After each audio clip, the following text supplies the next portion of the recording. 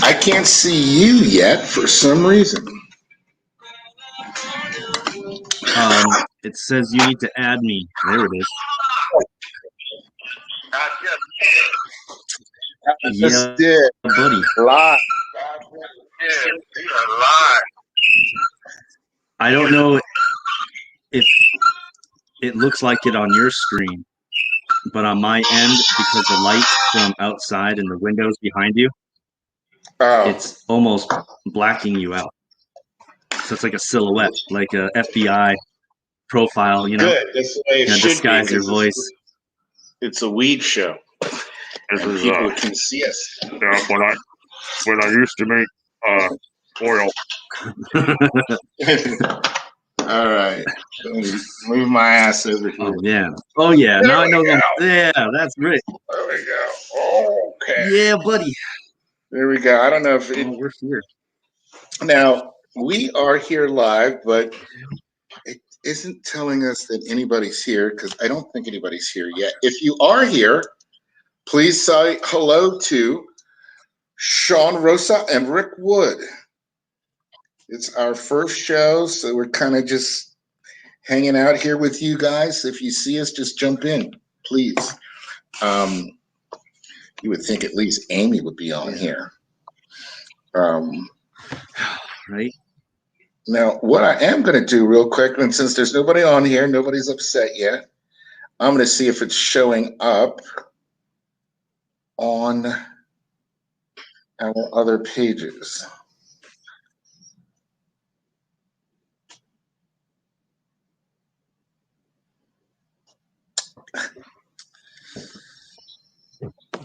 We're on. We're on Cannabis Team USA. We're on our Facebook page. Streaming. So I hope that this is recording everything for us so we can do this. Hey guys, welcome to the Waked and Baked Show. This is Sean Rosa. Sean is a hemp farmer in Arizona and in where else? We've worked in other states. We've had property. Right. In I know that there was Colorado, and California. Worked in here in Nevada even. So yeah, right now we're focused just on our own stuff and doing stuff here in state. You lovingly grow our hemp for us, and of course I'm being partial, but I think that our hemp has something that's just a little different. I love where it's grown out where it is. The wildlife that's out there is just a beautiful, beautiful area, and there's just something about it. It's organically grown. I like it. How long have you been growing? Personally, I mean, for quite some time. Full time as a company, we've been doing it since 2015. So, 20 years worth of experience going into it. So, it's a. Do you like growing cannabis? Yeah, very much. It's a great plant. It's a healing plant. Well, I find with most of the people that I've run into who grow, they love growing. They just love growing that You either plant. have a green thumb or you don't. And it's usually like, I love growing cannabis. I don't love growing corn. I love growing cannabis. I love growing hemp. Seems to be an affiliation for that plant. And I certainly do too. Very quickly here, and I know we're just getting started, so we're just kind of throwing out questions. Can you tell people out there today, just very quickly on CBD, just in a sentence, the differences between broad spectrum and full spectrum hemp? Everybody always asks that. Okay. Yeah. Full spectrum hemp has THC still present in the oil. So that would be full spectrum. Broad spectrum is everything else minus the THC. So full spectrum is you're getting the full spectrum, like a light spectrum, like a prism. And so if you're going to, like, just say one of the colors, let's make it red, is the THC out of all the different colors in the prism, we're going to take that one out. So now instead of it being a full spectrum, now it's a broad spectrum. So it's almost all of them. It's a wide array, but it's not containing all the cannabinoids. And that's the And difference. That's a difference. because there are people like, well, it makes it better. I go, no, it just means that I'm not going to fail a drug test. Yeah, and for a lot of people, there's different applications. So different patients, different people, they're going to want a different product. So some people, they can't have any THC, like you said, for work or other reasons. They choose not to, or they don't, or they can't.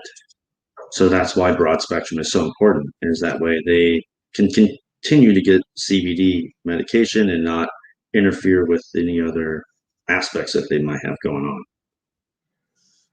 Okay. Well, now that we are now officially on, we started at 12, but we came on a little earlier. If you guys are tuning in, if you're coming in and you're watching us, it is our first Wake and Bake show. We're going to talk about benefits, the industrial world of hemp, cannabis, all of that. So if you are on here, ask a question. Even if we're not on here, you ask it. We'll get back to it and bring it up. We have like 5 old people on here already. All right. Well, that's great. Hello, everyone. Why is it that we always see that 1,000 milligram dosaging for CBD product? It's so it's a you good get amount, right? So when you fill up that, when you fill up that dropper all the way, that's about 33 milligram dosing of CBD, and so that bottle can last about 30 days. So that's how we kind of justify. If you're taking it twice a day, it's gonna go a little quicker, vice versa. And it's a good amount. And it seems to be that is the amount that works. I mean, if I had a little anxiety, an eyedropper full, and that's really what kind of helps me with that. Yeah, that's a good starting dose, right?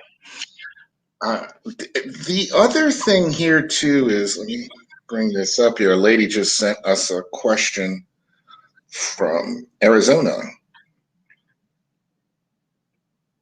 Are there different strands or different types of CBD like there are of medical marijuana? There are a huge array of different types, with different cannabinoids. Some with CBN, some with CBD, some CBDV, CBDA, and CBG, which is the mother cannabinoid. So could you talk different about plants them? have different Could you talk a little bit about the CBD, the CBN, all of that? Yeah, we can do that. Wonder if I could put this link to you. If I send this to you in a link. Actually, I think if you put it in the comment section, I think I have before. Okay. So, just talking about CBD in general, right? Cannabinol. So that's what CBD stands for. It's cannabinol. Reduces anxiety, aids in sleep, muscle relaxant, antioxidant, reduces spasms, increases appetite, pain relief, reduces nausea, inhibits. Gosh, I know what you're saying. But it's so weird when you're reading it on a small screen. Inhibits tumor cell growth, inhibits cancer cell growth. And then if we move down here, CBD is what we were just speaking about there. There's a variant of CBD with CBDV, which is cannabinoid variant, which is an anticonvulsant, which is found in certain strands of marijuana and hemp. One of the other CBDs is CBN, which is one for pain relief, helps in sleep aid, also relieves spasms. CBDA, which is another variant, which is the A stands for acid. So it's a cannabinoic acid. And that is one of the things that they've identified that can kill cancer cells, CBDA. THC is one of the other components, right? In our product, we have to remove the THC out. There are some patients who are able to get the products, through medicinal marijuana, so that they're fighting something. They're trying to work on other parts, that we can't address because we can ship ours anywhere. Anyone can get it. They can go, and get your product. So that's why we had to remove the THC out to make it legal to do that.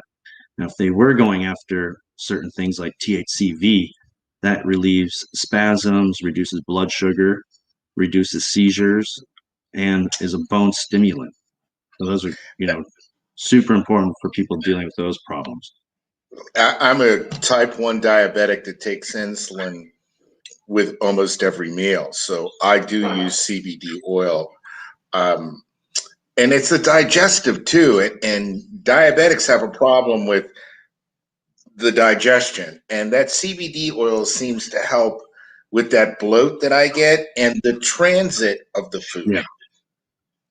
It seems to make like with some diabetics, it's hard to do. We'll touch on that in a few minutes because there's another.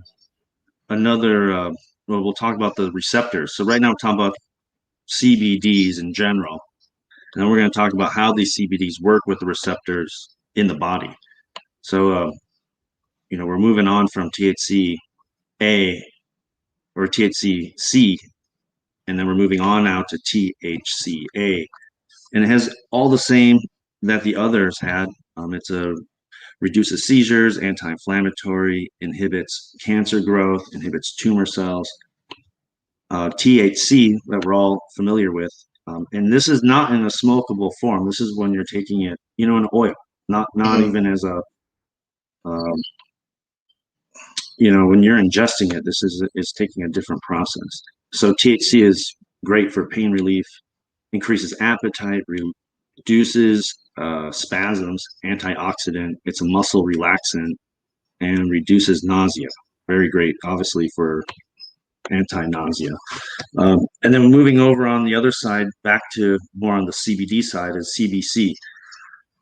So this one is a different variant, and it's an antibacterial.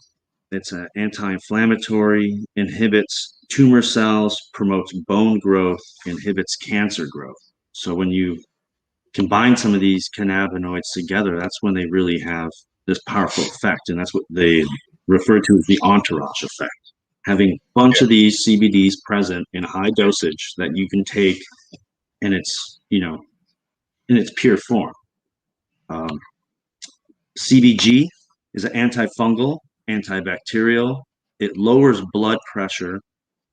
It's also a bone stimulant, anti-inflammatory, and inhibits cancer growth.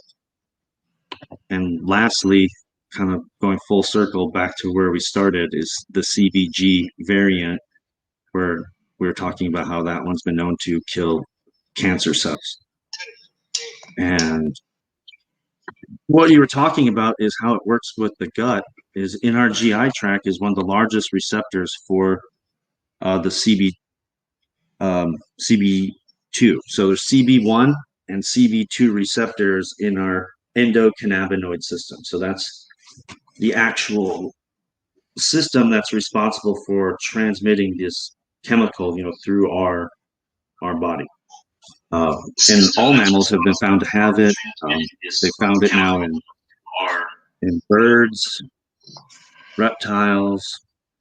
I mean, it's pretty well found, except for in most invertebrates, don't have any endocannabinoid system like bees, can take the pollen from a marijuana plant, bring it back to the hive, convert that into sugars to feed on, and also to create, their wax and all their other, just like all other pollen that bees use, but they won't get intoxicated because they don't have an endocannabinoid system, so it won't disrupt the hive. Because if you were a hive and you came across that pollen and you brought it back, and everyone's drunk and intoxicated, because you've got the whole hive high, that's going to be an issue. So they've learned to adapt to not allow it to interfere with their system, which is important Have for you us because. tried? I'm sorry. Go ahead. It just No, reminded I was me just saying it's of, important for us. and how does CBD boost the immune system? I don't know the science exactly behind how it boosts the immune system, but because it is an antifungal, antibacterial, and it stimulates new cell growth, is I believe that's where you get to see the effect. You actually explained it better than anyone else has ever explained it, because all they do is just say the entourage effect and just keep walking on. They don't talk about it's that effect, and it takes care. It's antifungal, it's anti-inflammation. All of those things allow the body to heal. Yeah. If your body's in a new state cell of crisis, reproduction. right.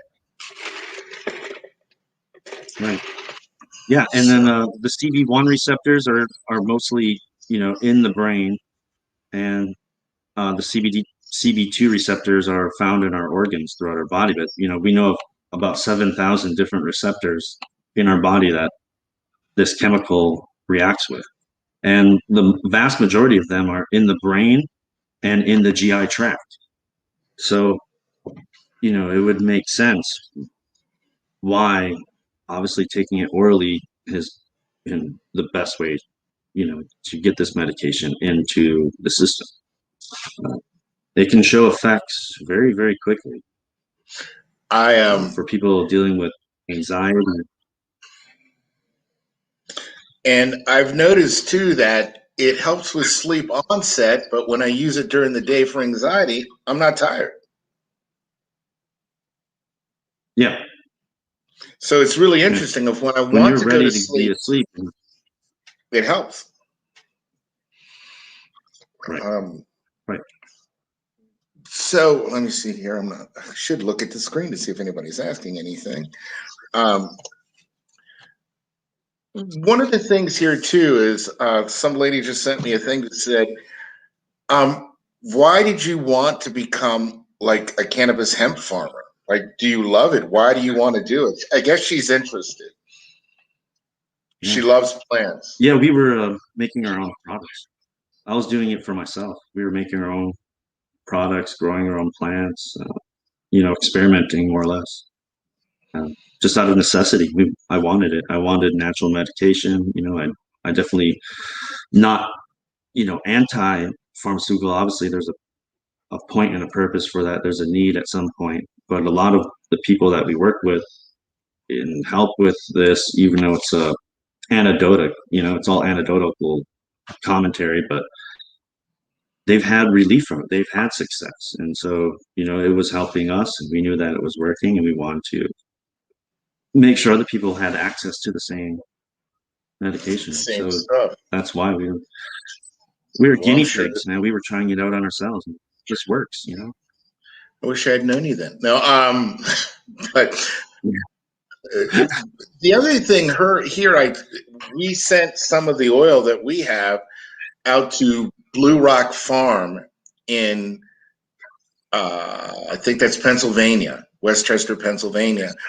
And she's using it like with her horses, I guess, to transport them. Because, to help them chill out. I mean, you'd be using a lot more CBD oil for a horse, but. Obviously, because they're much larger. But yeah, it helps so much with anxiety during transportation and boarding. It's a great tool. Extremely important. And you know, When the anti-inflammatory, you're thinking about it, they're standing all day. You know? They need the and anti-inflammatories. we use it with our pet, and Butters loves it. I mean, he's a running active dog, and he's getting a little older, but that oil seems to just give him that little bit of extra. He doesn't stay sore. Because you can tell sometimes how, but now he's just like he's fine. Yeah. He does that. Yeah, you can tell, especially with older dogs or anxious dogs. Yes, You can tell, when you know, he the is difference. we use it to. He doesn't like to get his nails done, so if we take him to go get his nails done, we give him a little bit of that. Like I said, today is our first broadcast. If you are on here, there are a few of you on here, and you'd like to ask a question, this is the place to do it. We will also be on every Tuesday at noon Pacific Standard Time, which is the same thing Arizona time right now. So we will be doing this. If you see something you want to ask or email us about a topic you would like us to talk about, it could be about growing, it could be about soil, it could be about anything. Any applications you think, we will start to talk about the politics of this all of this stuff. I mean, Yeah. there's a lot to speak on here, and it's time. I should have done this. We should have done this 10 years ago. It's time to do it. Arizona is a state that needed this. It really needed this. And as a juvenile diabetic for 25 years, I mean, CBD and THC saved my life because I haven't taken, I don't know about you, Sean, but I literally haven't, I think I've taken one ibuprofen in a year and a half. Yeah, I mean, it's Right. been a long time now since I've taken anything out of a bottle because, you know, it's usually out of our tincture. You know, I haven't taken a pill for, God, you know, and I don't even remember when. And So. There is a friend of ours out in California. Her husband's in the military, and she uses it. It's part of her regimen for her fibromyalgia. If she didn't have that, the THC and the CBD, she uses both. You know, there are times where the THC may be more of a nightly thing for me, and the CBD is more of a daily thing. But it's preventative health, you know. Where do you see the industry going?